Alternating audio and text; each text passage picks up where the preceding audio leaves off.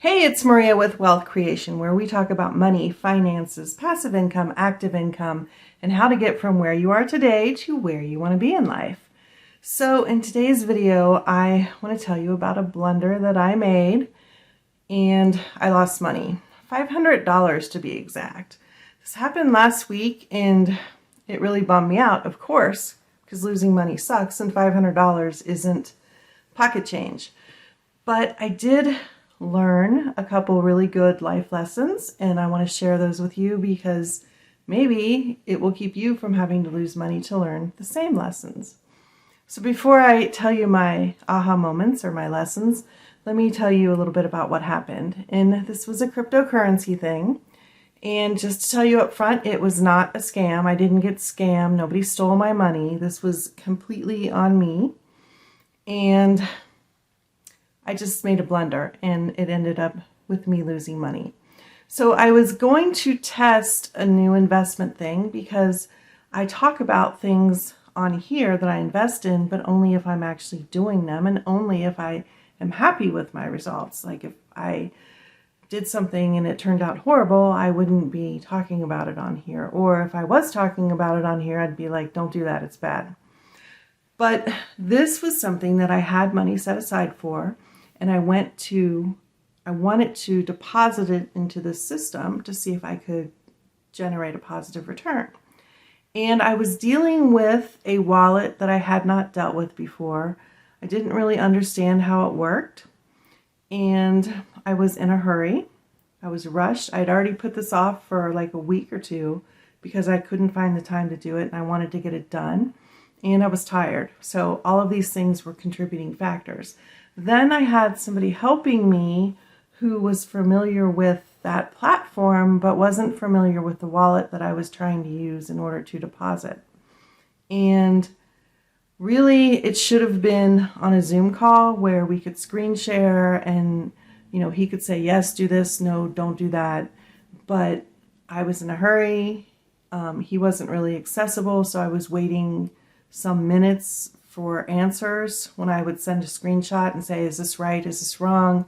And so it just was a bad scene all around. And what ended up happening is because I didn't know what I was doing, and frankly, he wasn't familiar with the wallet I was using either, I ended up using the wrong receiving address and the money went to like the internet ether. It went to a whole different address than it should have gone to. And it's not like a bank where you can just call them up and say, oops, I made a mistake, and they reverse it. In the cryptocurrency world, in the blockchain, you have to be on point and you have to get it right or you could lose your money. And that's exactly what happened. It's still out there somewhere in the internet ether, but I can't get to it. I can't get to it. There's nobody to call. There's nobody for help. It's just gone to me. So yeah, so that sucks, $500. And that also meant that I had to delay running that test because I didn't have another $500 sitting around to just pump it back in again. So what were my two lessons? The first one is a really big one for me. For a long time, I've been telling people don't bet more than you can afford to lose. And that's solid advice for any investment. I know a lot of people have gotten really nervous in the last year as they watch their 401ks, their traditional investments, all take a dive. I know I've got one investment that's still down 35% from last year. And it still kind of ticks me off because I don't like to lose that kind of money. At one point, it was down 50%. And that is a very traditional investment with an investment company who didn't advise me to put it into something else. They just let me run with it. So they didn't have my back. So yeah, I know that a lot of people have lost a lot of money and a lot of people are scared for their retirements and everything. So I tell people don't ever invest or bet more than you can afford to lose. And I've always said for me, the amount is $500, but I never tested it. And who wants to test it, right? You don't ever want to lose money. But losing this $500, I was mad for a minute and then I had this little pit in my stomach and I'm like, oh, I just lost $500. And trust me, there was a time in my life that $500 would have completely derailed me. Like, I would have been devastated because I didn't have a lot of money, and that would have been the difference between buying groceries or paying rent or doing any of those things. And it's not that anymore. In fact, I have a fund that I put money into every month that is specifically for these types of testing of new things. And while I didn't like losing $500, I was able to breathe a sigh of relief because I'm like, yeah, that's not going to kill me. I really can easily bounce back from this. And let me just tell you a little story about a time I didn't bounce back. And this was back when the big crash happened, 2007, 2008. I don't remember the year, but I bought a stock on the very day of the crash at almost the very top price. I'd been researching for months, and I was confident in my purchase, and I bought it, and I watched it go down and down and down from like $48 and change down to like $5 over the next couple of years. Now, if I would have been smart, I would have kept buying because it was bound to go back up, and it did go back up. But I was so like shell-shocked by the whole experience, I couldn't do it. I could not put any more money into that, even though it was obviously a great buy at some point, because it just totally derailed me. And if you lose an amount of money and it derails you, it's emotionally devastating, in addition to be financially devastating, then that's way too much for you.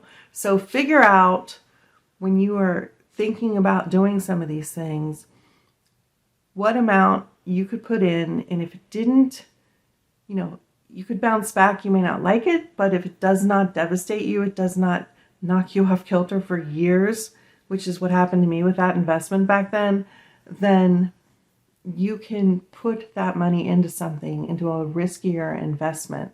At least that's my thinking. So that was my first big aha moment, that yes, I can really, really lose $500. I don't like it, but I can lose it.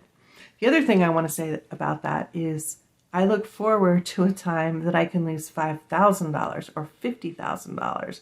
Not that I would ever want to, but I know people who are very wealthy, and I know a guy who lost $150,000 in something, and he got into something a few months later, it wasn't working out, he just walked away. He's like, next. And that is how the really wealthy think, because they're going to invest in the next thing. They're not going to let it stop them. They're not going to let it slow them down. And probably out of 10 investments, maybe 2 won't work, but they made a ton of money on the other 8, so it doesn't really matter. So that's the other way that I'm looking at it, is that today I could put $500 into something else that might work out, and something else that might work out. That's why I have that little fund going that I add to every month, so that I can continue testing these things and start thinking like a person who's truly wealthy. And I'm doing it on a scale of 500. Eventually I'll be doing it on a scale of, like I said, 5,000, 50,000, 500,000. Who knows where it can go as I continue to get my mindset in order. All right, second big lesson was, when you're dealing with cryptocurrency, I already covered this earlier, but this was like a big aha moment for me. You truly can lose your money if you screw up. So you have to make double, triple, quadruple sure that you have all of your ducks in a row, that your wallet address is correct, that if you're dealing with something for the first time, you get help, somebody who knows what they're doing. If I'm putting money into Coinbase, I can do that on the fly in like 2 seconds because I've done it so many times. But if I'm using a new wallet, a new exchange, I need to go slow. And what I did the next time, because I've already done something else, is I put $5 into that wallet to make sure that I did it right and that it went through. And after that, then I put the rest of the money in that I was going to transfer over, because I needed to test that. I was still kind of stung a little bit from my loss, and I needed to test that, and that's a good idea. That's also something that I do when I'm sending money via PayPal or Cash App or Zelle or any of those things. I send like $1 at first, and when a person confirms they've gotten it, then I send the rest of the money, because I don't want to send it to the wrong person by mistake. I know with some of those you can get it reversed, but Who wants to go through that hassle?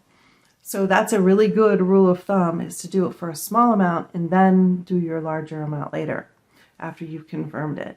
And again, don't do it when you're tired. Don't do it when you're stressed. Don't do it when you've got to run out the door in 5 minutes. If it's something new, take your time, really do it right, understand how you're doing it, get help from somebody who already knows what they're doing and is familiar with that particular thing.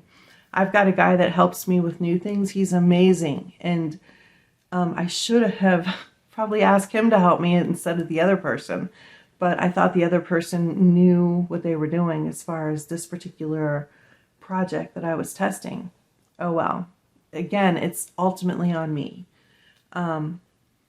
So yeah, so that's all I had to say about that. Yes, I lost $500. It was an expensive lesson. I guess my 2 aha moments cost me $250 a piece. So, hey, you can't even get a good coach for $250. So actually, maybe it was kind of cheap after all. I don't know. Anyway, that's it for now. Just wanted to share that with you. Keep trucking on with your investing, with helping yourself move from active income to passive income so we can all start living more of the life that we want in the very near future. I said that. All right, that's it for now. Have a great day, and here's to our success.